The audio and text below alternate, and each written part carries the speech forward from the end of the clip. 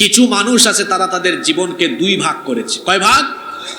এরা কোরআনকে ধর্মীয় অঙ্গনে মানে, কিন্তু ধর্মীয় অঙ্গনের বাহিরে, যেমন তার পরিবারে, তার ব্যবসা প্রতিষ্ঠানে, তার অর্থনীতিতে, রাজনীতিতে কোরআন মানে না। এরকম মানুষ তো আমাদের দেশে নাই। আল্লাহ এদের ব্যাপারে আয়াত নাজিল করে কি বলছেন শোনেন।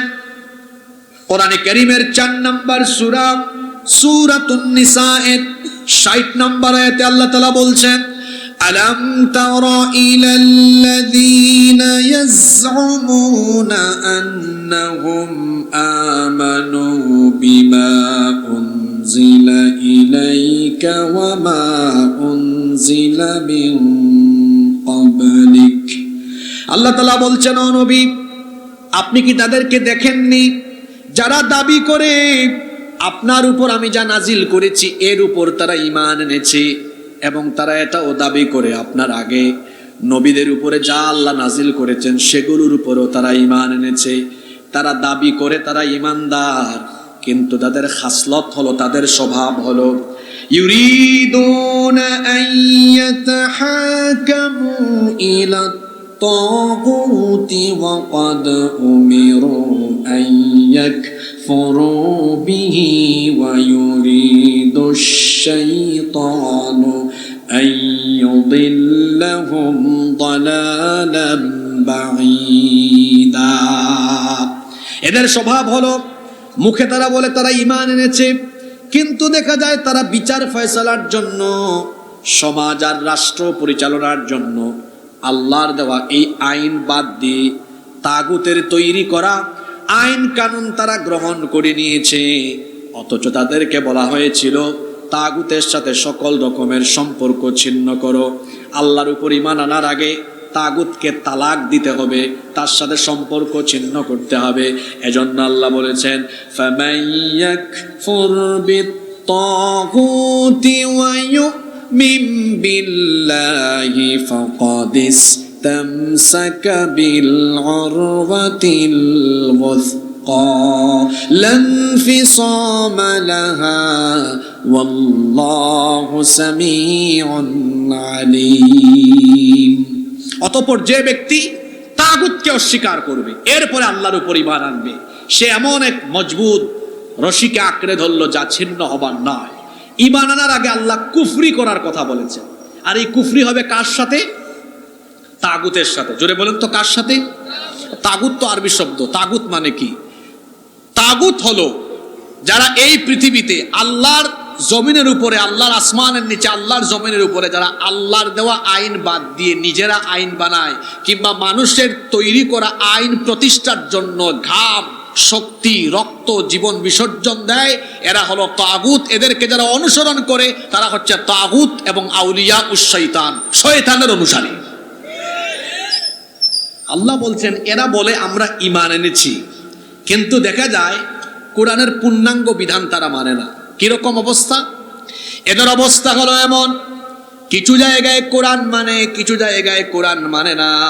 মসজিদে কোরআন মানে, মাদ্রাসায় কোরআন মানে। এদের পরিস্থিতি হলো এমন, যতটুকু যেখানে সুযোগ আছে ততটুকু তারা মানে। দেখা যায় তাদের পরিস্থিতি হলো এমন, একটা দোকান বা ব্যবসা প্রতিষ্ঠান উদ্বোধন করবে, হুজুর ডেকে এনে কোরআন তেলাওয়াত দিয়ে ব্যবসা প্রতিষ্ঠান উদ্বোধন করে, কিন্তু তার ব্যবসা প্রতিষ্ঠান পরিচালিত হয় কোরআনের বিরোধী আইন কানুন দিয়ে। ব্যবসা করে কিন্তু ওজনে কম দেয়, ব্যবসা করে কিন্তু সেখানে মিথ্যা বা প্রতারণার আশ্রয় নেয়। কাস্টমারকে 2 নাম্বার জিনিস দেয়া 1 নাম্বার জিনিস দিয়েছি, এইরকম করে ধোঁকাবাজি করে। অথচ ব্যবসা প্রতিষ্ঠান উদ্বোধনের আগে কোরআন তেলাওয়াত করে, কোরআন তেলাওয়াত করে ব্যবসা প্রতিষ্ঠান উদ্বোধন করে, ব্যবসা প্রতিষ্ঠান পরিচালনা করে কোরআন বিরোধী আইন দিয়ে। বিবাহ অনুষ্ঠানের সময়, বিয়ে বাড়িতে বিয়ের আগের দিন নাচ গান বাজনা আর গায়ে হলুদের অনুষ্ঠান করে। বলেন তো, নাচ গান বাজনা গায়ে হলুদ করা এটা কোরআনের পক্ষে না কোরআনের বিরুদ্ধে? আরো জোরে বলেন, পক্ষে না বিপক্ষে? ওরে বাপরে বাপ, আগের দিন কোরআন বিরোধী, আগের রাত কোরআন বিরোধী সব কাজ করে, বিয়ের দিন এবার মসজিদের খারপাড়া মসজিদের হুজুর ডেকে এনে বলে, হুজুর বিবাহটা শুদ্ধ করে দেন, একটু খুতবা দেন। আর হুজুর খুতবায় দাঁড়ায়া কোরআনের 3-4টা আয়াত তেলাওয়াত করেন। কোরআন তেলাওয়াত দিয়ে বিবাহ শুরু হচ্ছে, অথচ আগের রাতে এবং খুতবা দেওয়ার পরে কোরআন বিরোধী সকল কাজ বিবাহে আবার পরিচালিত হচ্ছে। পার্লামেন্ট উদ্বোধনের আগে কোরআন থেকে তেলাওয়াত হয়, কোরআন তেলাওয়াতের পরে স্পিকার যখন পার্লামেন্টের অধিবেশন আরম্ভ করেন সেখানে আবার কোরআন বিরোধী আইন পাশ হয়। এইভাবে করে সকল জায়গায় শুধু কোরআনের তেলাওয়াত জারি রেখে সকল জায়গায় কোরআন বিরোধী কাজ কারবার করে নিজেদেরকে যারা ইমানদার হিসাবে ঘোষণা দেয়, আল্লাহ বলছেন এরা ইমানদার নয়, এরা হলো ইমানদার নামের টাটকা মুনাফিক। কিরকম? আল্লাহ কোরআনে কারীমের 4 নম্বর সূরা সূরাতুন নিসায়ের 61 নম্বর আয়াতে বলছেন, وَإِذَا قِيلَ لَهُمْ تَعَالَوْا إِلَى مَا أَنزَلَ اللَّهُ وَإِلَى الرَّسُولِ رَأَيْتَ الْمُنَافِقِينَ يَصُدُّونَ عَنكَ صُدُودًا। আর যখন তাদেরকে বলা হয় ফিরে এসো, আল্লাহ যা নাজিল করেছেন এবং রসুল যে তরিকা দেখিয়েছেন, আল্লাহ আর রসুলের তরিকায় ফিরে আসো, ও নবী দেখবেন তখন কিছু মানুষ পাওয়া যাবে এরা মসজিদে কিংবা কোরআনকে তেলাওয়াতের জায়গায় মানবে, কিন্তু কোরআনের আইনকে সমাজ রাষ্ট্রের সব জায়গায় মানবে না। এই জন্য কোরআনের আইনের কথা বলা হলে দেখবেন রাআইতাল মুনাফিকিনা, যারা মুনাফিকদেরকে দেখবেন ইয়াসুদ্দুনা আনকা সুদুদা, এরা পাশ কাটিয়ে চলে যায়। তারা কোরআনের তেলাওয়াত মানে, তারা কোরআনের তেলাওয়াত করতে চায়, সফিনা করতে চায়, খতম দিতে চায়, মরা মানুষের জন্য কোরআন পড়তে চায়, কিন্তু সমাজ আর রাষ্ট্রে তারা কোরআন চায় না। এখন আপনার গ্রামে আপনার এলাকায় আপনি এদেরকে ফাইন্ড আউট করবেন কিভাবে? আপনাদের জুমা মসজিদে যদি ইমাম সাহেব খতিব সাহেব বলেন, সম্মানিত মুসল্লিবৃন্দ, যে আল্লাহর আইনে কোরআনের আইনে মসজিদ চলবে, সে আল্লাহর আইনে আমার আদালত চলবে, আইন অঙ্গন চলবে, শিক্ষাঙ্গন চলবে, সমাজ চলবে, দেশ চলবে। একটু আগে হুজুর কোরআন দিয়ে মসজিদ পরিচালনা করার কথা বলায় যেভাবে দল মত সবাই খুশি হয়েছিল, হুজুর যখন দ্বিতীয় পয়েন্টে বলবেন যে আল্লাহর আইনে মসজিদ চলবে, সে আল্লাহর আইনে সমাজ চলবে, দেশ চলবে, তখন আপনি ওই মসজিদের ভেতরেই দেখবেন আব্দুর রহমান, আব্দুল সালাম এইরকম মুসলমান নামধারী অনেক ব্যক্তির চেহারা সুরত কালো হয়ে হুজুরের চাকরি খাওয়ার জন্য উঠে পড়ে লেগে যাবে। ও মা গো, দেখলানি তার খাইসলত একটু আগে হে কোরআন দিয়া মসজিদ চলুক ইকান হে চায়, তো কোরআন দিয়া সমাজ চলুক, দেশ চলুক ইকানে চায় না কেনে? কারণ কোরআন দিয়ে সমাজ চললে, দেশ চললে টেন্ডারবাজি করতে পারতো না, রোডের জায়গায় বাস দিতে পারতো না, চুরি করতে পারতো না, ডাকাতি করতে পারতো না। এর লাগি চোর বাটপার যারা সমাজ ও রাষ্ট্র আল্লাহর কোরআনের আইন প্রতিষ্ঠা হোক এটা চায় না তারা। আমরা কিতা অতাল লগে না কিতা, যারার মুখ বন্ধ এরা কিতা হেরার কাছ থেকে খেলাফত লইয়া বোয়াত না কিতা, মুখও ঠাডা পড়ছে, মাত মারুন না। আমরা কিতা খাঁটি ইমানদার হইতাম না মুনাফিকির বাপ লইতাম? ইমানদারের আওয়াজ হলো হইতো না। আমরা ইমানদার না বেঈমান? আরো জোরে বলেন, আমরা ইমানদার না বেঈমান? তো ইমানদার সে জমিনের সব জায়গায় আইন চাইবে কার? এই যে জুলাই আগস্টে এখানে অনেক ছাত্ররা এসেছে, তোমাদের মতো ছাত্ররা, তোমাদের মতো তরুণ আর যুবকরা বাংলাদেশকে তোমরা বদলে দিয়েছো। এখন এই বাংলাদেশকে পূর্ণাঙ্গভাবে বদলে দিয়ে বাংলাদেশের শান্তি আর রহমতের জন্য কোরআনের আইনের কোনো বিকল্প। এখন প্রশ্ন হলো, এখানে আমি জানি বিভিন্ন দল মতের, বিভিন্ন মসলাক, বিভিন্ন তরিকার মানুষ এসেছেন, কিন্তু আমাদেরকে মনে রাখতে হবে কোরআন কোনো দলের নয়, কোরআন সবার। ঠিক তেমনি যিনি কোরআন থেকে কথা বলেন তিনিও সবার। আমি যখন ব্যক্তিগতভাবে মাহফিলে কথা বলি, মিম্বরে কথা বলি, আমি তখন কোনো দলের এজেন্ডা বাস্তবায়নকারী হয়ে কথা বলি না। আমি তখন নিজেকে এই ভূমিকায় রাখি, কোরআন যেমন সবার, একজন আলেমও সবার হওয়া উচিত। তিনি কোনো নির্দিষ্ট দলের দিকে, নির্দিষ্ট মাসলাকের দিকে মানুষকে ডাকা উচিত নয়। কোরআন যেমন সবার, একজন আলেমেরও সার্বজনীন হওয়া উচিত। আমি কি ভুল বলেছি? এজন্য আমি জানি এখানে বিভিন্ন দল মতের মাসলাকের তরিকার মানুষ আছেন, আপনারা সবাই আমার ভাই। আজকে আমরা এই বিষয়টা কোরআন থেকে জানবো। আমি সূরা নাম্বার, আয়াত নাম্বার বলবো, বাড়িতে গিয়ে এগুলো মিলাবেন। আজকে আমরা জানবো কেন একটি রাষ্ট্রে, একটি সমাজে আল্লাহর আইন, কোরআনের আইন দরকার? একটি রাষ্ট্রে কেন কোরআনের আইন? আজকে আলোচনার বিষয় কি সবার কাছে ক্লিয়ার? কি বললাম? ই কিতা আপনার দিকে মুখিদি মাত মারন না, খেনে ই দেশ আল্লাহর আইনর দরকার। মনে থাক মনে, আমি আজকে 12টা কারণ কইম। কয়টা কারণ? আমার মন মতো একটা কারণও কইতাম না, সব আল্লাহর কোরআন থেকে কইম ইনশাআল্লাহ। তাহলে সমাজ বা রাষ্ট্র ব্যবস্থায় আল্লাহর আইন দরকার, আছে না নাই? 1 নাম্বার কারণ, পৃথিবীতে মানুষ যত আইন বানায়, আইন রচনা করে, আমরা মানুষ হিসাবে মানবিক দুর্বলতা আমাদের মধ্যে আছে না নাই? মানবিক দুর্বলতার কারণে আইন প্রণয়ন করতে গিয়ে আমাদের ভুল হতে পারে, আমাদের ত্রুটি বিচ্যুতি হতে পারে, অথবা জটিলতা থাকতে পারে। কিন্তু আপনারা বলেন তো, মহান আল্লাহর কোনো ত্রুটি বিচ্যুতি বা দুর্বলতা কি আছে? জোরে বলেন, আছে? মনে করেন আজকে আমি বাংলাদেশের ক্ষমতায়, আমি কিছু আইন বানালাম, 10 বছর পরে আরেক ব্যক্তি এসে মনে করলেন হাসিবুর রহমানের বানানো আইনগুলো এগুলা খুব একটা যৌক্তিক না, তখন তিনি ওইটা কি করলেন? বাদ দিলেন, সংশোধন করলেন।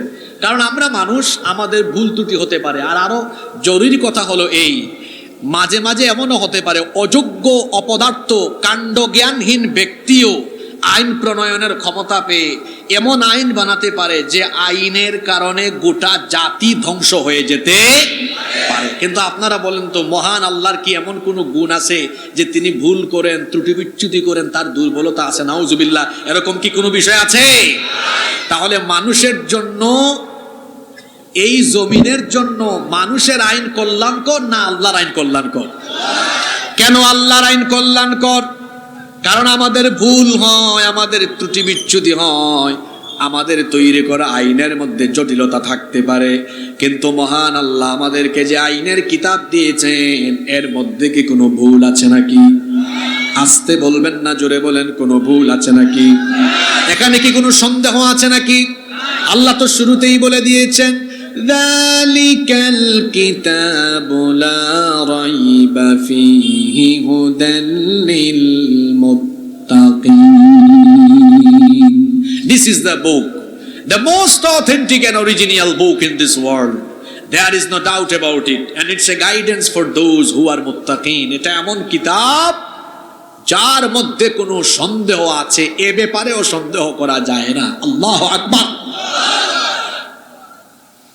আমাদের ভুল হতে পারে, আমরা ক্ষমতায় থেকে বা না থেকে পথভ্রষ্ট হতে পারি, কিন্তু আমার আল্লাহ, তিনি কখনো পথভ্রষ্ট হন না, তিনি কখনো ভুল করেন না, ভুলেও যান না। এজন্য আল্লাহ কোরআনে কারীমের 20 নম্বর সূরা, সূরাতুত তাহা এর 52 নম্বর আয়াতের শেষাংশে বললেন, লা ইয়াদিল্লু রাব্বি ওয়া লা ইয়ানসা। তোমার রব, তিনি পথভ্রষ্ট হন না, তিনি ভুলও করেন, আমাদের ভুল হতে পারে।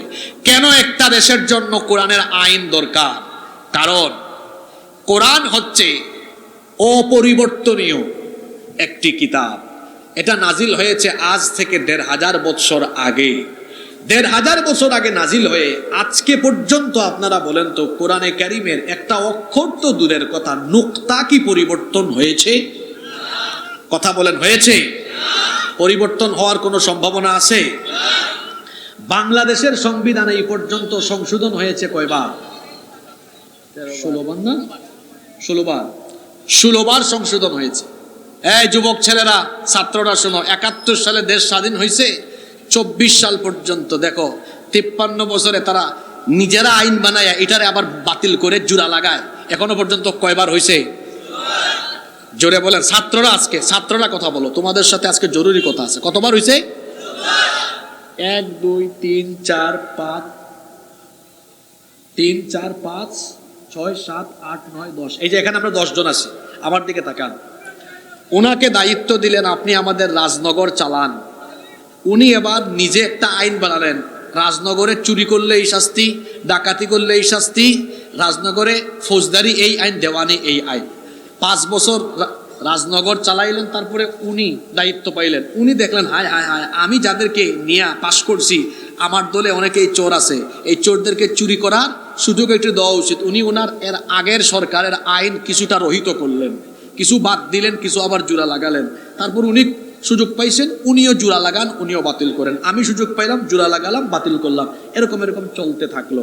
তাহলে বুঝাতে চাইলাম, মানুষের হাতে আইন প্রণয়ন, আইন সংবিধান পরিবর্তনের সুযোগ দিলে সে তার নিজের ইচ্ছা মতো, খুশি মতো, নিজের ক্ষমতার স্বার্থে, দলের স্বার্থে আইন বাতিল করে আইন জোড়া লাগায়। আবার উনার কাছে চলে যান, ওই উনার কাছে, আপনি রাজনগর চালান, কিন্তু খবরদার আপনি নিজে আইন বানাতে পারবেন না, এই নেন আইন কোরআন, এটা দিয়ে চালান।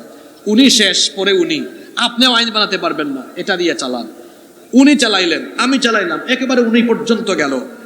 ব্যক্তির পরিবর্তন হলো, আইনের কোনো পরিবর্তন, জোরে বলেন, আইনের কোনো পরিবর্তন। বলেন তো আপনারা, একটা দেশের শান্তির জন্য, সুখের জন্য আগে যে সিস্টেম বললাম, উনি আইন বানায়, উনি আইন বানায়, মানুষের তৈরি করা আইন ভালো না অপরিবর্তনীয় কোরআনের আইন ভালো? জোরে বলেন। এই বাংলাদেশ পরিবর্তন হয় না কেন? ৭১ থেকে নিয়ে ২০২৪ সাল পর্যন্ত বহু ওয়াজ মাহফিলে আমরা ওয়াজ করেছি, আমরা মসজিদের মিম্বরে বহু বক্তব্য রেখেছি। আমাদের ওয়াজ নসিহতে পরিপূর্ণভাবে আমরা মানুষকে অন্যায় অপরাধ থেকে ফিরিয়ে আনতে পারছি না। এর কারণ হলো, আমরা কোরআন থেকে শুধু ওয়াজ করতেছি, কোরআনের বিধান রাষ্ট্রীয়ভাবে কায়েম করতে পারি নাই। আমরা আইন তৈরি করার দায়িত্ব মানুষের হাতে, শাসকদের হাতে তুলে দিয়েছি। আর তারা যখন আইন বানায়, তারা তাদের দলের স্বার্থে, তারা তাদের কর্মীর স্বার্থে, নিজের ক্ষমতার স্বার্থে আইন বানায়। এই আইন দিয়ে মানুষের ভাগ্য বদলাবে না। মানুষের ভাগ্য বদলানোর জন্য আল্লাহর দেওয়া কোরআন দিয়ে যতদিন পর্যন্ত এই দেশ পরিচালিত হবে না, ততদিন পর্যন্ত এই দেশে কোনো শান্তি পাওয়া যাবে না। কোরআনের আইন কেন দরকার, পয়েন্ট কিন্তু মনে রাখা লাগবে। এটা পরীক্ষার প্রশ্ন দিলা মানুষে শিক্ষা যায় ওলান আলোচনা। ১ নম্বর পয়েন্ট, আমি তুরা বাদে সবক লই লিব, ও জাগাত বইয়া সবক কোয়া লাগবে। ১ নম্বর পয়েন্ট হইল, এর লাগি কোরআনের আইন দরকার, কারণ কোরআনের আইন ইকান খেওয়ার বদলাইতে পারে, কিন্তু আমার আইন খাইল আইজ গেলানি আছে। এর সাতকা কুই আয়াব বানাইলা তুরা আইন, বাদে হাসিনা ভাই ইয়া বদলাইলা, বাদে খালেদা ভাই বদলাইলা, ওলা খালি বদলা বদলিও চলেন, আগামীতে দেখে আইবা ইয়া কত বদলানি বদলাইবা। আর যদি আল্লাহর দেওয়া আইন থাকে, ইকান বদলানির কোনো ক্ষমতা পৃথিবীর হেউ। আমার আমলো চুরির যে শাস্তি, তার আমলো চুরির সেম শাস্তি, শাস্তির কোনো পরিবর্তন নাই। তাইলে কোরআনের আইন এর লাগি দরকার, কারণ কোরআনের আইন হইল অপরিবর্তনীয়। জোরে বলেন তো, কোরআনের আইন আর মানুষের আইন। নাম্বার 2, মনোযোগ আসেনি আপনারা, তোরা বাদে সবক লইব। নাম্বার 2, রাষ্ট্র ব্যবস্থায়, রাষ্ট্র পরিচালনায় কোরআনের আইন এই জন্য দরকার, কারণ একটি রাষ্ট্র পরিচালনার জন্য যত ধরনের আইন, নিয়ম, নীতি দরকার, সকল আইন, কানুন, নিয়ম, নীতি এই কোরআনে আছে না নাই? যুদ্ধের টাইমে কি করবেন, আপনার দেশের গরিব মানুষের গরিবী হালত দূর করার জন্য কি করবেন, আপনার দেশের বেকারত্ব কিভাবে দূর করবেন, আপনার দেশের স্বরাষ্ট্রনীতি, পররাষ্ট্রনীতি, যুদ্ধনীতি, বন্দিনীতি, সকল নীতিমালা কিরকম হবে, সব নীতিমালার মূল নীতি কোরআনে আছে না নাই? রব্বুল আলামিন কোরআনে কারীমের 16 নম্বর সূরা সূরাতুন নাহলের 89 নম্বর আয়াতের শেষাংশে বলছেন, وَنَزَّلْنَا عَلَيْكَ الْكِتَابَ تِبْيَانًا لِكُلِّ شَيْءٍ وَهُدًى وَرَحْمَةً وَبُشْرَى لِلْمُسْلِمِينَ। আর আমি তোমার জন্য, আর আমি আপনার উপরে হাবিব এমন এক কিতাব নাজিল করেছি, মানুষের জন্য যত কিছু দরকার সবকিছু এই কিতাবের ভেতরে দিয়েছি। অন্য আয়াতে আল্লাহ বলেছেন, মা ফাররাতনা ফিল কিতাবি মিন শাই, কোনো কিছু আমি এই কিতাবের ভেতরে বাদ দেই নাই। মানুষের জীবনে যত সমস্যা আছে সকল সমস্যার সমাধানকারী গ্রন্থ এই কোরআন যিনি দিয়েছেন তিনি কি? সমাধান চাও যদি জীবনে মরণে ফিরে যাও, খুঁজে নাও চোখ রাখো কোরআনে। সমাধান চাও যদি জীবনে মরণে ফিরে যাও, খুঁজে নাও চোখ রাখো কোরআনে। আল্লাহু আকবার। কেন কোরআনের আইন দরকার? কারণ আপনার রাষ্ট্র পরিচালনার জন্য যা যা দরকার সব কোরআনে আছে না নাই? নাম্বার 3 নাম্বার, কোরআনের আইন এই জন্য দরকার, এই বিশ্বে যত সৃষ্টি আছে সকল সৃষ্টির একমাত্র স্রষ্টা কে? তা আপনারা হোকা চান জৈন বানাইছেন, জৈন সকলতা বানাইছেন, ঈশ্বরটা চলব কিলা তাইন বালা জানবা না আমরা বালা জানবো? মাতুন না কেন আপনারা? এই আসমান খার, জমিন খার, আমরা খার। তা আসমান জমিন আল্লাহর, ই জমিন ই রাজনগরও আল্লাহ, খারফারাও আল্লাহ। এখন খারফারা আর রাজনগর কিলান চলবো এখানে আমরা, এখানে আল্লাহ থেকে আমরা বুত বালা বুঝি না কিতা? মাতুন না কেন? এর লাগে আল্লাহ কইরা আলা লাহুল খালকু ওয়াল আমর, সৃষ্টি যার আইন চলবো। সৃষ্টি আল্লাহ, আসমান আল্লাহর, জমিন আল্লাহর, আর আইন চলবো আপনার বাপ দাদার, আপনার ভাই বইনর না কিতা? মাতুকা সৃষ্টি কার? আসমান কার? জমিন কার? আইন চলবে কার? এজন্য আল্লাহ বলেছেন ইনিল হুকমু ইল্লা লিল্লাহ, হুকুম একমাত্র চলবে আল্লাহ। ওয়ামান লাম ইয়াহকুম বিমা আনজালাল্লাহু ফাউলাইকা হুমুল কাফিরুন ফাউলাইকা হুমুল যালিমুন ফাউলাইকা হুমুল ফাসিকুন। সূরা মাইদার 3টা আয়াতে আল্লাহ বলেছেন যারা আল্লাহর দেওয়া বিধান দিয়ে বিচার ফয়সালা করে না, সমাজ রাষ্ট্র চালায় না, এরা হলো কাফের, এরা হলো জালেম, এরা হলো ফাসিক। যিনি বলেছেন তিনি কি? আল্লাহ। তাহলে আল্লাহর আইন এই জন্য দরকার। আসমান জমিন সবকিছু তিনি বানিয়েছেন, এগুলো কিভাবে চললে ভালো হবে, কল্যাণ হবে, সবচাইতে ভালো যিনি জানেন তিনি কে? নাম্বার 4, একটি রাষ্ট্রে, একটি দেশে কোরআনের আইনের জন্য দরকার। কারণ কোরআনের আইন ছাড়া যত আইন আছে মানব রচিত সব হলো অন্ধকার, সব হলো কি?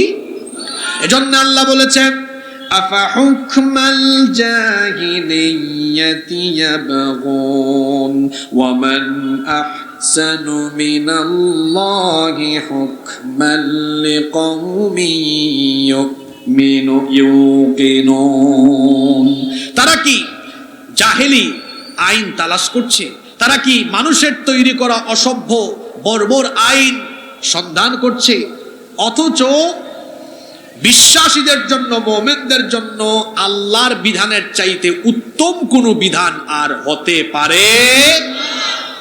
মানুষের তৈরি করা আইন এগুলো মানবতার জন্য, জাতির জন্য অন্ধকার। নাম্বার 5 নাম্বার, কেন একটি রাষ্ট্রে কোরআনের আইন দরকার? অবাইদি যাওকা ইবাই কিতা, কেন একটি রাষ্ট্রে কোরআনের আইন দরকার? 5 নাম্বার কারণ হলো, যদি রাষ্ট্র ব্যবস্থায় কোরআনের আইন প্রতিষ্ঠা না হয় তাহলে আল্লাহর কোরআনের অনেক আয়াত শুধু কোরআন শরীফের পৃষ্ঠার ভিতরে বন্দী থাকবে, এগুলোর কোনো বাস্তবায়ন আর হবে না। বালা করে হুনুকা ইকান তুরা সিরোটি ভাষায় বুঝাই যাবে, যদি কোরআন ইকান রাষ্ট্র ব্যবস্থা তো পার্লামেন্ট ও সেক্রেটারিয়েট বঙ্গভবন ইকান না থাকে, তে বহুত আয়াত ও কিতাবর পৃষ্ঠার ভিতরে বন্দী থাকবো, ইতার আর কোনোদিন বাস্তবায়ন অন হইবা। হুজুর একটা উদাহরণ দিলাম, সুর চুরি করলে তার শাস্তি ইসলাম কিতা, তার ডাইনাত খাইটা দেওয়া। এখন আপনার দেশও যদি, আপনার আদালতও যদি কোরআনের আইন না থাকে, তে ই আয়াত ইকান কোরআন শরীফের ভিতরেও রইব, ইকান আর জীবনে কোনোদিন বাস্তবায়ন। জিনাকুর জিনা বেবিচার করে, এখন ইসলামী আদালত তার শাস্তি হইল, এ যদি আবি আইতে হয়, মিসকিন বেচলর বিয়া করছেন আর তা কাম কুকাম করে, তে তারে দইরা 80টা বেত লাগাও আর 1 বছরের লাগি নির্বাসনও ফাটাও, আর বিবাহিত হইলে একবারে রজব। এখন যদি কোরআনের আইন আদালত দেশ প্রতিষ্ঠা না থাকে, তে ই আয়াত ইকসাইন খালি কোরআন শরীফের ভিতরেও থাকবো, ইতার বাস্তবায়ন ওইবনি। জোরে জোরে হোক ওইবনি। তাহলে কোরআন শরীফ খালি খতম তিলাওয়াত আর দইরা চুমা দেওয়া, রমজান মাসও খতম পড়া, আর কেউ মরি গেলে খতম পড়া সফিনা পড়া, আর ফু দেওয়া তাবিজ লেখা, ইতার মাঝে কোরআন সীমাবদ্ধ রাখলে হইতো না। কারণ আমার রসুল 10 বছর মদিনা চালাইছেন খার বাফর আইন দিয়া, আল্লাহর কোরআনের আইন দিয়া। জোরে হোকা খার আইন দিয়া, কোরআনের আইন খার, আরো জোরে হোকা খার আইন। আর আপনার মডারেট ইসলাম কিনা জানেননি? আপনার মডারেট ইসলাম হইল আপনারা কোরআন শরীফ এখানে রাখছেন ওয়াজ মাহফিলের মঞ্চ, মসজিদ, মাদ্রাসা, আর আপনার সমাজ দেশ চলের সব আবু জেহেলি আইনে। ইটা হইছে আমরার বানানি মডারেট ইসলাম। আর আল্লাহর রসুলের ইসলাম হইল যে কোরআন ওয়াজ মাহফিলের মঞ্চ, মসজিদ, মাদ্রাসা থাকবো, এই কোরআন আইনঙ্গন, সমাজ, রাষ্ট্র, পার্লামেন্ট, সেক্রেটারিয়েট, বঙ্গভবন একই কোরআনের আইন চলবো। এর নাম ইসলাম, এর নাম কিতা। তাহলে রাষ্ট্র ব্যবস্থায় কোরআনের আইন এই জন্য দরকার। যদি রাষ্ট্র ব্যবস্থায় কোরআন প্রতিষ্ঠা না হয়, অনেক আয়াত কোরআন শরীফের ভেতরে বন্দী থাকবে, বাস্তবায়ন। এখন আমার ভাই চৌকা, আমিও কিতা ওয়াজ করি আজকে সারা বাংলাদেশে যত বাদখাম আছে ওয়াজ করিয়া আপনারা হক কথা হোকা চাইন। আমি নাই খালি আজ বাংলাদেশে যদি 68,000 হুজুরে, 68,000 গাঁত, বাংলাদেশে 68,000 গ্রাম আছে না, 68,000 গাঁত, 68,000 হুজুরে ওয়াজ করে যদি আজকে বুঝাইন, ওয়াজ নসিহত করেন, হোকা চান, সারা দেশের অন্যায় খাম বন্ধ হয়ে যাবনি, সারা দেশের বালা খাত চালু হয়ে যাবনি। এর লাগে আল্লাহ কইছেন তোমরা মুসলমান হল, তোমরা হইলে সর্বোত্তম জাতি, হোকা সুবাহান আল্লাহ। তো সর্বোত্তম জাতি মানুষ এমনি হয়নি, কিছু খাম থাকা লাগতো না তারা। আচ্ছা খামটা কিতা? রব্বুল আলামিন কোরআনুল কারীমের 3 নম্বর সূরা, সূরা আলে ইমরানের 110 নম্বর আয়াতে বলছেন, কুনতুম খায়রা উম্মাতিন উখরিজাত লিন-নাসি তা'মুরুনা বিল মা'রুফি ওয়া তানহাউনা 'আনিল মুনকারি ওয়া তু'মিনুনা বিল্লাহ। কুনতুম খায়রা উম্মাহ, তোমরা সর্বোত্তম জাতি। তোমাদের দায়িত্ব হলো উখরিজাত লিন-নাস, তোমাদেরকে মানুষের কল্যাণে বের করা হয়েছে। দায়িত্ব হলো তা'মুরুনা বিল মা'রুফ। যুবক ভাইরা তাকান, কথাগুলা বুঝেন। তোমাদের দায়িত্ব তোমরা সৎ কাজের আদেশ দিবে, অসৎ কাজে নিষেধ করবে। আদেশ নিষেধ। আমার ভাই সাউকা আর হলে হৌকা, মুসলমান হলে সৎ কাজের অনুরোধ করতা না আদেশ করতা? মুখে দিয়ে মাত মারন না নাকিতা? এখন জাগা মতো পয়েন্টে ধরবো, বালা করি হোকা। আল্লাহ হইরা সৎ কাজের আদেশ হইতো না অনুরোধ হইতো? আরো জোরে। এখন বলেন তো আপনারা, আমার দেশে যখন ইসলাম বিরোধী শিক্ষা ব্যবস্থা, অনইসলামিক কোরআন বিরোধী কোনো আইন যখন প্রতিষ্ঠা হয় বা চালু হয়, তখন আমরা সরকারকে আদেশ করি না আমাদের দাবি পেশ করে অনুরোধ করি? জোরে বলেন। তাহলে বোঝা গেল আমাদের রাষ্ট্র ব্যবস্থায় কোরআনের শাসন না থাকায় আমরা আলেম উলামাও 6 দফা, 9 দফা, 10 দফা, 13 দফা দাবি নিয়ে অনুরোধ করতে যাই, আর সুযোগ বুঝে আমাদের উপর লাগায়। তার কারণ হলো আমরা ইসলামকে, কোরআনকে অনুরোধের জায়গায় রেখে দিয়েছি। কোরআন এসেছে ড্রাইভিং সিটে থাকার জন্য, প্যাসেঞ্জারের সিটে থাকার জন্য নয়। ওই জায়গা পার্লামেন্ট, সেক্রেটারিয়েট, বঙ্গভবনে যখন কোরআনের আইন প্রতিষ্ঠা করা হবে, তখন আর অনুরোধ নয়, আদেশ করে করে, অন্যায় বন্ধ করে সকল ভালো কাজকে চালু করে দেওয়া সম্ভব হবে। কথা কিতা মাথার ভিতরে হামাইছেনি? নাইলে আস্থা জীবন অনুরোধ আর দাবি লইয়া যাইবা, আর দাদা হুজুর হল আসুন আপনারা পালা করি অনুকা, আস্থা জীবন খালি বাড়ি খাইবা। কোরআন শরীফ ইটারে অনুরোধের জায়গাত রাখবার লাগে আইছে না, কোরআন রাখতে হইব আদর্শর জায়গা। তা আদেশের মাকাম পর্যন্ত কোরআন গেছেনি? মাতুকা গেছেনি? তে কোরআন রে আদেশের মাকাম পর্যন্ত পৌঁছানোর লাগে আপনার খাস করা সবর ইমানি দায়িত্ব, সবর ইমানি। নাম্বার 7, কেন রাষ্ট্র ব্যবস্থায় কোরআনের আইন দরকার? না, এটা তো 6 নম্বর। 6, এজন্য রাষ্ট্র ব্যবস্থায় কোরআনের আইন দরকার। রাষ্ট্র ব্যবস্থায় কোরআনের আইন প্রতিষ্ঠা হলে মানুষ ন্যায় বিচার থেকে বঞ্চিত হবে না, মানুষ সুবিচার পাবে। যে সমাজে যে রাষ্ট্রে কোরআনের আইন নেই, দেখবেন সেই সমাজে সেই রাষ্ট্রে বিচারের নামে অবিচার হয়। সেখানে বিচারের নামে প্রহসন করে নিরপরাধীকে অপরাধী সাজিয়ে অন্যায়ভাবে তাকে হত্যা করা হয়। অথচ আল্লাহর কোরআনের বিধান হলো ওয়াইদা হাকামতুম বাইনান নাসি আন তাহকুমু বিল আদল, যখন মানুষের মধ্যে বিচার ফয়সালা করবে তখন ন্যায় বিচার করবে। আদেশটা কার? আল্লাহর নবী কোরআনের ভিত্তিতে মদিনায় একটি রাষ্ট্র প্রতিষ্ঠা করলেন। আর কোরআন ভিত্তিক সেই রাষ্ট্রে বিচার পদ্ধতি কেমন ছিল, একটা ঘটনা আপনাদেরকে হাদিস থেকে বলি। আল্লাহর নবীর আদালতে এক মহিলাকে আনা হলো, মাখজুমিয়া গোত্রের কুরাইশি একজন মহিলা। আচ্ছা, আপনারা কি কষ্ট লাগেননি? মাহফিল মনে আজকে বেশি লাভ হয়ে গেছে না নি? আমি তো এই বছর ইলান কোনো প্রোগ্রামও গেছি। আর সবচেয়ে খারাপ লাগে সিলেটাইয়া, যারা রে শয়তানে কাতুকুতু দের ইনো কোনো সিন্নি দেওয়া হইতো না, উঠিয়া দৌড় মারুকা। যুগ জামানা পাল্টে দিতে চাই না অনেকজন, এক মানুষ আনতে পারে জাতির বক্কর চক্কর হাজার হাজার শ্রোতা দিয়ে কোনো লাভ হইতো না। খামর খাম 10-12 জনও করতে পারে। যে 6টা পয়েন্ট বলেছি এর বাকিগুলো বোঝার চেষ্টা করেন। কেন রাষ্ট্র ব্যবস্থায় কোরআনের আইন দরকার? হফাল ফাল্টান না কেন আপনারা এত বছর ধরে? কারণ সুদ ডাকাইত দুর্নীতিবাজ বাটফার সিটা ইতান ধরে দেয়া দইছেন আইন আর ক্ষমতা শাসনের দায়িত্ব। আর বালা বালা মানুষ যারা কোরআনওয়ালা মানুষ ইতারা রাখছেন আপনি সাইটে ফালাইয়া। যদি এই সুর বাটফার হকলোর বিপরীতে আল্লাহওয়ালা মানুষ হকলোরে সমাজ আর রাষ্ট্রের দায়িত্ব দেওয়া যায়, এই দেশ মুহূর্তেই বদলে যাব ইনশাআল্লাহ। 6 নম্বর কারণ বলছিলাম, এজন্যই কোরআনের আইন দরকার। কোরআনের আইন থাকলে সুবিচার পাওয়া যায়, নিরপরাধ মানুষ সেখানে অপরাধী হয়ে জেল খাটে না। আমরা তো দেখি অনেক মানুষ অপরাধ করে না কিন্তু 3 বছর 4 বছর জেলে থাকে, হয় না এরকম?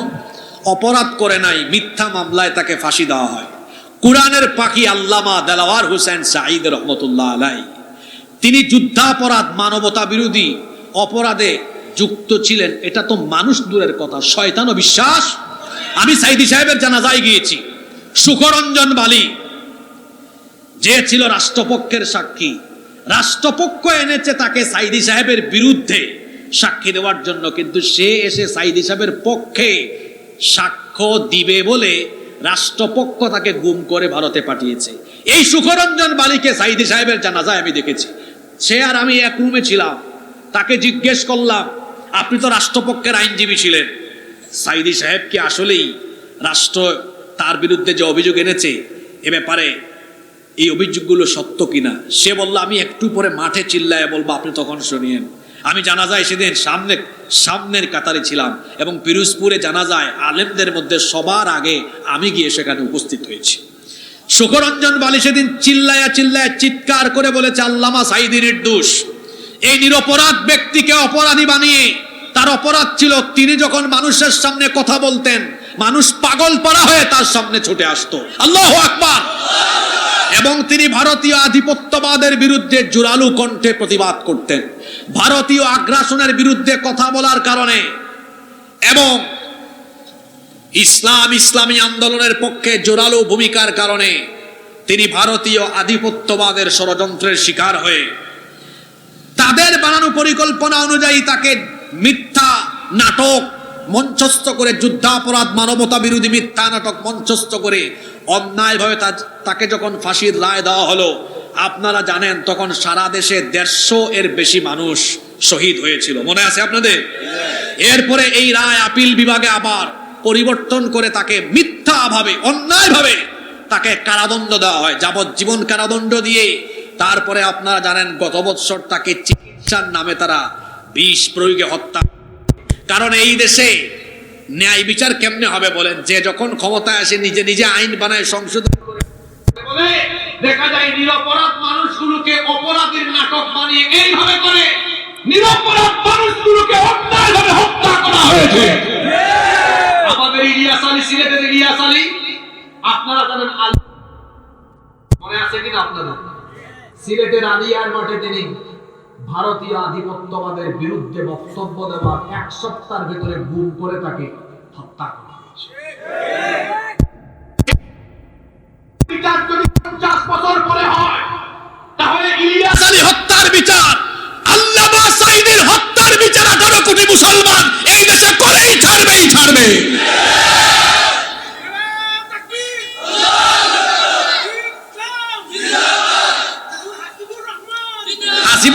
নামে স্লোগান দেওয়া বইতো না, স্লোগান দেখুয়া কোরআনের নামে, আল্লাহর নামে, ঠিক আছে রে কথা, স্লোগান হইব রসুলের নামে, তাই না? আমার তোরা ভাব দিরা হুজুরে একটু তোরা মজা করলাম, আসলে এই আমার ভাই অনেক মহব্বত করেন আমার, ইখান না হইলে মানুষের গুম খান গেল না ওনার ভাই ওই লাগি হইছে। আর মাঝে মাঝে সিলটি মাতলে আপনারা বেজার হইনি, ইখান তো আমার কমন কথা, নিজের এলাকার মানুষের সামনে বেশি সময় কন্ট্রোলের ভিতরে থাকা দেয় না, মাঝে মাঝে হওয়ার দরকার আছে না নি?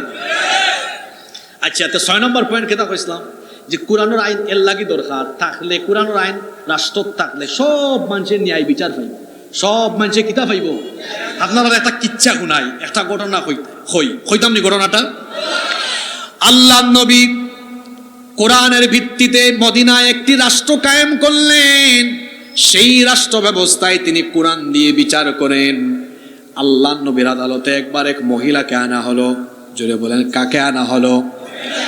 মাখজুমিয়া গোত্রের নামি দামি বংশের একজন সম্ভ্রান্ত মহিলা। এই মহিলার বিরুদ্ধে মামলা হলো, তিনি চুরি করেছেন, চুরির অপরাধে তাকে আদালতে সুপর্দ করা হয়েছে। বিচারক হলেন আল্লাহর নবী। সাহাবায়ে কেরাম এবার পরামর্শ করতে বসে গিয়েছেন, এত নামি দামি বংশের মহিলা যদি আল্লাহর নবী বিচার করতে গিয়ে অপরাধ প্রমাণ হওয়ার পরে এই মহিলার বিচার কোরআন দিয়ে রায় দিয়ে দেন, তো আমরা সবাই জানি কোরআনের রায় হলো চোর বা চোরনি অপরাধ প্রমাণ হলে তার ডান হাত কেটে দাও। সাহাবারা বলছেন এত ভালো বংশ, যদি এই মহিলার বিরুদ্ধেই রায় দেওয়া হয় তাহলে এই বংশের মুখে চুনকালি পড়ে যাবে, এদের কোনো মান ইজ্জত থাকবে না, ওই বংশের ইজ্জত বাঁচানো দরকার। সাহাবীরা বললেন যে কোনো একজন নবীজির কাছে সুপারিশ নিয়ে যাও, নবীজি যেন বিচারের রায় একটু হালকা করে দেন।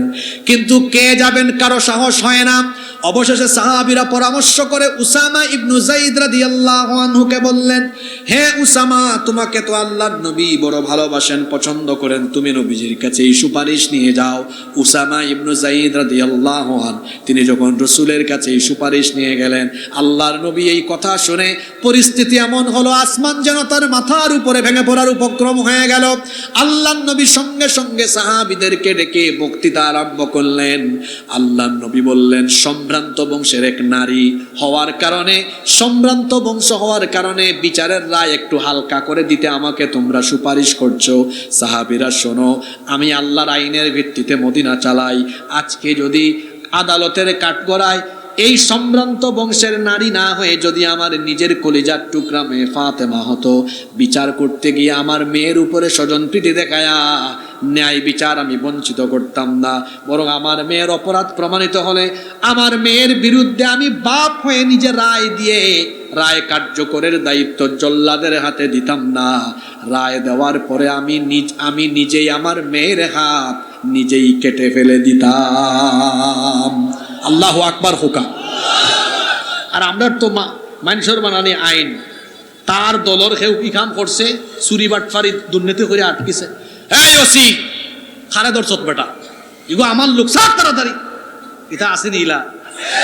আল্লাহর রসুলে সালাইরা মদিনা খার আইন দিয়া, মাতুকা খার আইন দিয়া, আল্লাহর রসুলে কইরা আমার ফুরি আমার মেয়ে ফাতিমা যদি চুরি করিয়া ধরা পড়ে, রসুলোর মেয়ে, মদিনা রাষ্ট্রের প্রেসিডেন্টের মেয়ে, এর লাগি ই বিচার মাফ ইলা হইতো না, রায় আমি দিয়া জল্লাদের দায়িত্ব দিতাম না, আমি নিজে আমার মেয়ের হাত নিজে খাইতে ফেলাইতাম।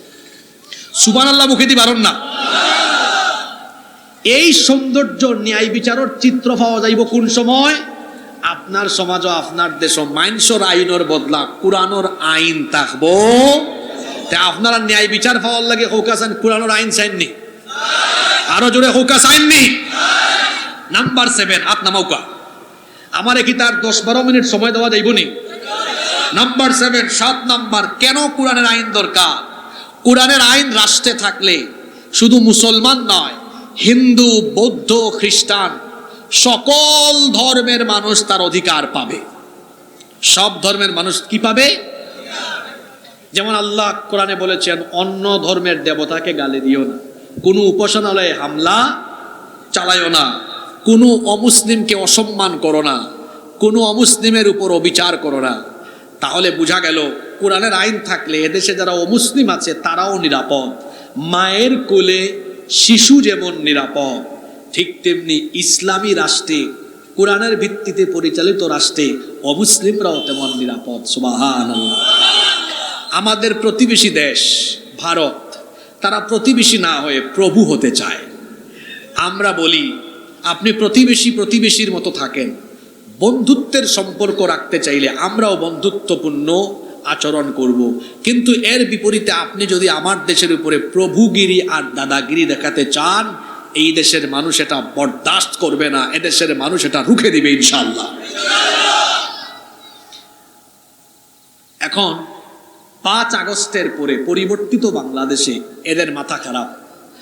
আপনারা জানেন তাদের মিডিয়ায় মিথ্যা প্রপাগান্ডা এক নাগারে তারা ছড়িয়েছে। কি বলেছে? বাংলাদেশে নাকি হিন্দুদের ঘর বাড়ি সব কিছু জ্বালায় পোড়ায় দেওয়া হচ্ছে, এদেশে নাকি সংখ্যালঘু যারা তাদের উপরে নির্যাতন হচ্ছে। আপনারা বলেন তো এই কথাটা কি আসলে বাস্তবে ঠিক? বাস্তব কথা হলো এই দেশে অমুসলিমরা জামাই আদরে আছে। কি আদরে আছে? আর যারা বলে বাংলাদেশে সংখ্যালঘু নির্যাতন হয়, ওদের দেশে মাইনরিটি কারা? মুসলমানরা। সেই দেশে কি মুসলমানরা আরামে আছে নাকি? কাশ্মীরের মুসলমানদের অবস্থা ভালো? যারা নিজেরাই সন্ত্রাসী, উগ্রবাদী, যারা নিজেরাই চরমপন্থী, তারা এসে যখন সভ্যতার শিক্ষা দেয় তখন আমাদের হাসি পায়। আরে তোমরা তো এমন অসভ্য, তোমরা এমন সন্ত্রাসী, তোমরা গুজরাটে, সিকিমে, হায়দ্রাবাদে এবং কাশ্মীরে আমাদের ভাই বোনদেরকে রক্তাক্ত করেছো। তোমরা এমন উগ্র, এমন সন্ত্রাসী, তোমরা আমাদের বাবরি মসজিদ দখল করে রাম মন্দির নির্মাণ করে গোটা পৃথিবীর 200 কোটি মুসলমানদের কলিজায় আগুন ধরায় দিয়েছো। আমরা কি কখনো কারো মন্দির বা উপাসনালয় দখল করেছি? আমাদের ইতিহাসেও এগুলা। আমরা শান্তিপ্রিয় জাতি। বাংলাদেশে যে আমরা 14 কোটি মুসলমান আছে, 18 কোটি জনসংখ্যা আমাদের, এই 14 কোটি মুসলমান আমরা শান্তিপ্রিয়, আমরা যুদ্ধ চাই না। এখন আমাদের পাশের দেশ তারা যদি মনে করে যে এরা কথাবার্তা কম বলে, হ্যাঁ আমরা এদেরকে নিয়ে যা মন চায় তাই করব, আমরা হুঁশিয়ার করছি আমরা শান্তিপ্রিয়, যুদ্ধপ্রিয় নই, এটা ঠিক আছে। আমরা কাউকে আক্রমণ করি না, এটাও ঠিক আছে। কিন্তু কেউ যদি জোর করে এসে আমাদের গায়ের উপর উঠে ঠেলাঠেলি করে আমাদেরকে আক্রান্ত করে, তাদেরকে মনে রাখতে হবে মুসলমান এমন জাতি, তারা কাউকে আক্রমণ করে না, কিন্তু আক্রান্ত হলে কাউকে ছাড় দেয় না। একটা সিংহ ঘুমিয়ে আছে, আপনি ঘুমন্ত সিংহের কানের মধ্যে গিয়ে যদি খুচাখুচি করেন, যদি তার ঘুম ভাঙে, তাহলে রাগের চোটেটা সব শেষ করে ফেলবে, তছনছ করে ফেলবে। মুসলমান শান্তিপ্রিয় জাতি, এদেশের 14 কোটি মুসলমান শান্তিপ্রিয়। আপনি যদি এদেশের মুসলমানদের কানে আপনার মিডিয়া দিয়া ভ্যান ভ্যান ভ্যান ভ্যান করেন, আর যদি নিজেরাই খুচাখুচি করে নিজেরাই আমাদের সাথে লাগতে আসেন, আমাদের ঘুম ভাঙায়েন না। ঘুম ভাঙাইলে কিন্তু শাহজালালের তলোয়ার গর্জে উঠবে আরেকবার। হইছে না নি? আমরা সিলেট দখল করিল তো, হ্যাঁ আমি এখান তুরা সিলেটি ভাষায় হইলাই। হযরত শাহজালাল রহমতুল্লাহ আলাই, হযরত শাহপারান রহমতুল্লাহ আলাই সহ আরো 360 জন আউলিয়া নিয়ে তারা যায় নামাজ দিয়ে যেভাবে সুরমা নদী পাড়ি দিয়ে সিলেটে ঢুকে গৌর গোবিন্দকে সিলেট থেকে তাড়িয়ে দিয়েছেন। গৌর গোবিন্দের উত্তরসূরিরা যদি সিলেটের 1 ইঞ্চি জমিনের উপরে চক্ষু দেয়, শাহজালালের উত্তরসূরিরা গৌর গোবিন্দের উত্তরসূরিদেরকে এমন ভাবে সাইজ করবে, পৃথিবীর কেউ তাদেরকে রক্ষা করতে পারবে না।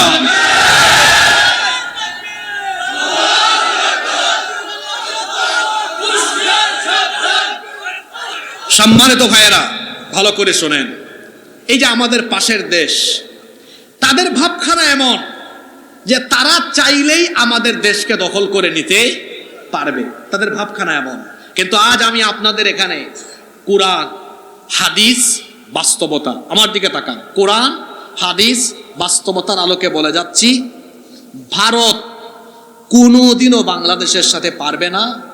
বরং ভারত যেদিন বাংলাদেশের বিরুদ্ধে লাগবে, সেই দিন ভারতের মানচিত্র টুকরা টুকরা হয়ে ভারতবর্ষে সেই দিন দিল্লিতে কালেমার পতাকা উঠবে। কিতাব বুঝা ঠিক কইলিলা? ও ঠিক কান হইবা আরো 5 মিনিট বাদে। আমি আর বাধা দিতাম না, স্লোগান দিলেও বাধা দিতাম না, কিন্তু 5 মিনিট আগে শোনা লাগবে। আমি যে কথা এখান হইলাম সাফাবাজি হরিয়া যাইলাম কি না, এই কথার পিছনে কারণ এবং দলিল আছে, কেন শুনতা না নি আপনি আগে? আমি কইছি ভারত বাংলাদেশের লগে ফাটতো নাই, কারণ আছে। কোরআন, হাদিস আর বাস্তবতা দিয়ে বুঝাই। 1 নম্বর কোরআনিক কারণ। কোরআনিক কারণ খেনে পারত না। পৃথিবীতে কোনো যুগে মুসলমানরা সংখ্যা দিয়ে বিজয়ী হয় নাই, কোয়ান্টিটি দিয়ে নয়। মুসলমান বিজয়ী হয়েছে কোয়ালিটি দিয়ে।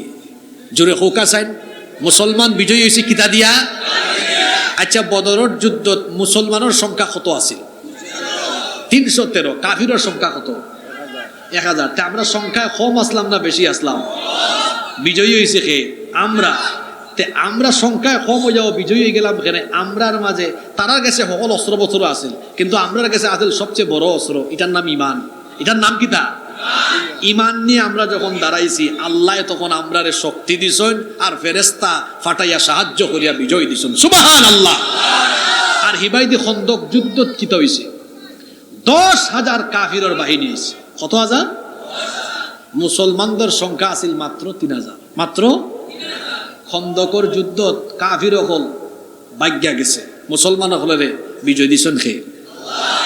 তাহলে কোন যুগে মুসলমান সংখ্যা দিয়ে বিজয়ী হয় নাই, মুসলমান বিজয়ী হয়েছে, জোরে বলেন, ইমানের কোয়ালিটি দিয়ে। ইমানের যেটা জোয়ান ফাইন তোর ব্যাটারির চার্জ জুজ গেছে কি, আজকে ইতারে চার্জ দিয়া দিলাই। কুরআন শরীফের 8 নম্বর সূরা। কত নম্বর সূরা? 8 নম্বর সূরা। সূরার নাম হইল আনফাল। সূরার নাম কিতা? আনফাল। সূরা আনফালের 65 নম্বর আয়াত। কত নম্বর আয়াত? দেখো আল্লাহ কিতা কইরা, আল্লাহ কইরা ইয়াকুম মিনকুম 20 সাবিরুনা ইয়াগলিবু 100। যদি তোমরার মাঝে ঈমানওয়ালা 20 জন মানুষ থাকে, তে 200 জন কাফিররে তারা পরাজিত করে লিব। 20 জনে মাতুন না কানে, হে জোয়ান ফাইন্তর আওয়াজ বুড়া মানুষ লাগানো গেল এখানে। 20 জনে, আরো জুড়ে 20 জনে। আয়াতিকান শেষ নাই, আরো তুরা বাকি রইছে। ওয়া ইয়াকুম মিনকুম মিআতুন ইয়াগলিবু আলফাম মিনাল্লাযিনা কাফারু। আর যদি তোমরার ঈমানওয়ালার সংখ্যা হয় 100, 1000 কাফিরদের তোমরা পরাজিত করতে পারবে। আউকে আপনি হিসাবটা বার করিয়া আনি। আমি যে কইছিলাম ভারত কোনোদিন বাংলাদেশের লগে পারতো না, ও ওখান থেকে, ও আয়াত থেকে আপনি বাড়িত গিয়া বা হিসাব বালা করে কুরআন ওখান খুললিয়া, আর না মোবাইলে অ্যাপস আছে না, আপনি বাংলা অনুবাদ ওখান করবা। খেনে হইয়া গেছি ভারত জীবনে কোনোদিন বাংলাদেশের লগে খেনে পারতো না। এখন কইরাম আল্লাহ কইরা ঈমানওয়ালা 20 জনে 200 জনকে পরাজিত করতে পারে, 100 জনে 1000 জনকে পরাজিত করতে পারে। এখন একটা ভাগ মারো কাছের ভাগ, 1000 ভাগ 100 আর 200 ভাগ 20। এই তো এই ভাই দেখলাম বিসি এত মানে ফাঁস করিল বা খে খে আত্মলুকা, মাশাআল্লাহ, ঠিক আছে, এটা তোরা গিফট দুকা কোনটা বাধা দেবইব। আচ্ছা, কতজন পড়ছে? মানে একজনের বাটো কয়জন? হে যুবক পয়েন্ট পাই গেলায়, হায় রে হায়, একজনের উপরে কজন পড়বো? জুড়ে হৌকা ই শক্তি আল্লাহ দেননি। হুজুর হলে সাক্ষী রেখে ঘটনা তোরা আর অতরা শুনাইলাই হইতাম নি। হৌ যে খায়বারের যুদ্ধত হযরত আলী রাদিয়াল্লাহু আনহু, ওই যে আমরা সিলেটি ভাষায় কই দুয়ার, দুয়ার বিরাট বড় এক দুয়ার, এক হাত লইয়া দুয়ার তলোয়ার, এক হাত আর এক হাত দুয়ার, মানে দরজা দি সাইজ করা আরম্ভ করছেন কাফির বলে। সুবহানাল্লাহ হুকা। ই দুয়ার এমন বার, ইকান দে কয়েকজনে মিলিয়া তুলা দেওয়া লাগে, আর আলী রাদিয়াল্লাহু আনহু এক হাত লইয়া কুফানি আরম্ভ করছেন। সুবহানাল্লাহ কইতা না? যুদ্ধ শেষ হয়ে গেছে, সাহাবী হলো কইরা, ও আলী, শুনলাম তুমি বলে ও দুয়ার ওখান আত লইয়া দুম বাইরা নি বাইরাইছো, এটা কিলা হল্লায়? তারপরে কিলা করছি, মানে ওই দেখো কিলা করছি, তাই আত লই দেখো, এখন আর তুলা দিতা। আল্লাহর রাসূলে দেখিয়া মুচকি মুচকি আসরার হইরা, আলী, তোমার শক্তি দি তুমি কাফির হকলের উপরে বিজয়ী হইছো না। আসলে খায়বারের যুদ্ধত কাফির হকলরে সাইজ করার লাগে আল্লাহ খায়বারের দিন তোমার শরীরে এত শক্তি ডাইলা দিছে। ওই যে বাংলাদেশের জুলাই আর আগস্ট মাসও দেখছেন না, ফেসবুকে ভিডিও একটা ভাইরাল হয়েছে, পুলিশে কয় স্যার এগুড়ে মারলে সারি গুবাই যায়, আর কত মারতাম। আচ্ছা খোকা চান, ও যে ফুরু ফুরু ছোটো ছোটো স্কুল কলেজের বাচ্চায়, ইতার কাছে কোনো অস্ত্র নাই, কুন্তা নাই, একটা লাঠি ছুটাও নাই, ইবাই খালি গেলেও বুম বুম মারে। দেখলাম সিলেট ফেসবুকে দেখছি, এই যে চৌহাট্টা নয়া সড়ক পয়েন্ট, হায় রে হায় কত গুলি করছে, কিন্তু এই বাচ্চাগুলার তো কুন্তা নাই। কিন্তু দেখা যায় এত গুলি করার পরেও এরার ভিতরে বুক ভরা সাহস আর তেজ। এই সময় আল্লাহ এই সময় দান করছেন হে, চিন্তা করছেন আপনি? আলী রাদিয়াল্লাহু আনহু আল্লাহ রাসূল কইলা তোমার গাত আল্লাহ নিজেই দের শক্তি ডাল্লা দিছলা, এখন সুবহানাল্লাহ হুকা। তার মানে বোঝা গেল যুদ্ধর মাঠে মুসলমান এখন ইমান লইয়া দাঁড়াইলে এই সময় স্পেশাল শক্তি আয় খার পক্ষ থাকি। দেখি জুলাই আগস্টত যারা গেছলায় তোমরা হওয়া ছাত্র হলে হইরাম, এই সময় আলাদা একটা তেজ আসিল না আসিল নি? আমার কথা আমি কই, আপনারা বক্তৃতা শুনছেন না, আমি তো নিজে বাসার থাকতাম পারছি না, ঘুমাইতাম পারছি না, বাসা বাইরে বাইরে রাত কাটাইছি। এই সময় আমরাও তো জীবনের ঝুঁকি নিয়ে মারছি, রাস্তা তো আলাদা একটা তেজ খেয়ে দিস। আল্লাহ ও আয়াত কইরা যে যুদ্ধর টাইমে মুমিন যদি খালি ইমান লইয়া উবাইতে পারে, যেমন বদরের যুদ্ধ 313 জন লইয়া আল্লাহ রসুল যুদ্ধত গেছেন।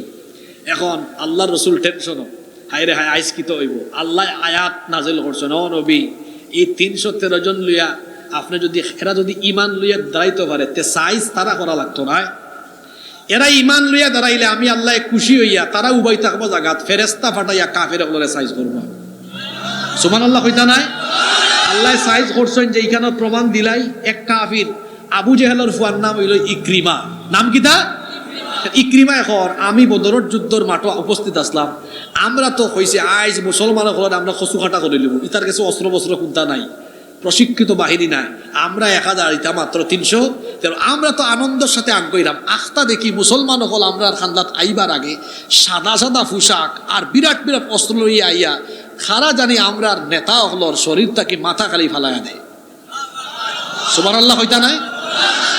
এখানে হলো কাফিরের কথা। আর বদরের যুদ্ধে একজন আল্লাহ রাসূলের সাহাবী আবু দাউদ ইবনে মাজিনা তাইন কইরা আমি বদরের যুদ্ধতে কাফিররে ভাইয়া আগে ইসলাম, তার গর্দনাতে একটা সেদ মারতাম, খালি সেদ মারাত গেছি নি আখতা দেখি খেয়াইয়া খাম করি ফেলাই দিচ্ছে। চাইয়া দেখি সাদা সাদা পোশাক পরিহিত কিছু ব্যক্তি আইয়া এই খাম করলা। সুবহানাল্লাহ। এই ঘটনা থেকে কিতা বোঝা গেল, ইমান লইয়া দাঁড়াইলে আমরা কাম করা লাগতো না, আল্লাহর বাহিনী কাম করবো। সুবহানাল্লাহ কা। আর আল্লাহ কইরা এই সময় তোমার শরীরে একজনের শক্তি দিতাম না, কজনের শক্তি? আরো জোরে কয়জন? টাকা হিসাব করিলাই। এখন আমরা বাংলাদেশের জনসংখ্যা হইল 18 কোটি, আমরা 14 কোটি মুসলমান সংখ্যায়, কিন্তু যুদ্ধর মাঠে উবাইলে আমরা হিসাব আর 14 কোটি নাই, 14 কোটি গুণ 10 কত? মাতন না কামে ইতাই হয় আমরা বলে জনসংখ্যা কম, ব্যাকল হিসাব বুঝে না। তারার জনসংখ্যা হইল 130 কোটি, ইন্টারনেট 30 কোটি, আবার আমরা না কিতা এই 30 কোটির মানুষ আরো 10 দিন কত হইল? হায় রে হাই 22 আর কেউ হিসাব পারে না। কত কোটি? 300 কোটি। কেউ 90? 300 কোটি। আর ইবাই 14 কোটি 140 কোটি, তারা কত? 100। আচ্ছা ফাটা ফুটাইদের মাঝখানো যেটা হামাই কি থাকে নিতা জোরে হোকা, ইবাই বাংলাদেশি 14 কোটি 140 কোটির ফাওয়াল লইয়া আর হিবাই দি 30 কোটি 300 কোটির ফাওয়াল লইয়া যখন এই উগ্রবাদী ইগুন্তরে মাঝখানো ফাটাইবা, হায় রে হায় ফাটা ফুটাইদের মাঝখানো থাকলে যে অবস্থা হয় ওলা এবলা থেবলা অবস্থা হয়ে যাব। সুতরাং গুজরাটের কসাই নরেন্দ্র মোদীকে আমরা বলছি, আমার দেশের মানচিত্রের উপরে কোন জোর দিও না, নইলে 14 কোটি মুসলমান 140 কোটির পাওয়ার নিয়ে ভারতবর্ষের মানচিত্রকে টুকরা টুকরা করে দিয়ে দিল্লিতে কালেমার পতাকা উড়িয়ে দেওয়া হবে। তাইলে কোরআন থেকে কইলাম তার বাপ দাদা হকলটি মিলল আমরা লগে পারতো। আমি কইছিলাম কোরআন তাকেও দলিল দিব, হাদিস তাকেও দিব, বাস্তবতাও কোরআন তাকে কইলাম। এখন একটা হাদিস কইতাম নি কিটা 4 যুগ যাইছি নি আপনারা না দোয়া করিলতাম? এই হাদিস তিরমিজি আর নাসাই শরীফে বর্ণিত হইছে। হাদিসের বর্ণনাকারী সাহাবী হচ্ছেন সাউবান রাদিয়াল্লাহু আনহু। তিনি বলছেন ইসাবাতানি মিন উম্মতি আহরাজাহুমাল্লাহু মিনান নার, আমার উম্মতের 2টা দলকে আল্লাহ তাআলা জাহান্নামের আগুন থেকে মুক্তি দিয়ে বিনা বিচারে বিনা হিসাবে আল্লাহ তাদেরকে জান্নাত দিয়ে দিবে। জোরে বলেন তো, রসুলের কয়টা দলকে বিনা হিসাবে বিনা বিচারে জান্নাত দেওয়া হবে? সবে হোকা কয়টা? আচ্ছা কোন 2টা দল? আল্লাহ রসুলে হইরা একটা দল হইল, যুবক ভাই এখন রেডি নি? ও দল আপনারা হামাই জিতা গিয়া আল্লাহ রসুলে হইরা ইসাবাতুন তাগজুল হিন্দ, একটা দল হইল যারা হিন্দুস্তানের বিরুদ্ধে যুদ্ধে অংশ নিব, শহীদ হওয়া লাগতো না, যুদ্ধে খালি অংশ লইলেও আল্লাহ সব গুনাহ মাফ কইরা বিনা বিচারে বিনা হিসাবে জান্নাত দিলাইবা। আলোর পথে 24 24 ঘন্টা শুধু ইসলাম প্রচার।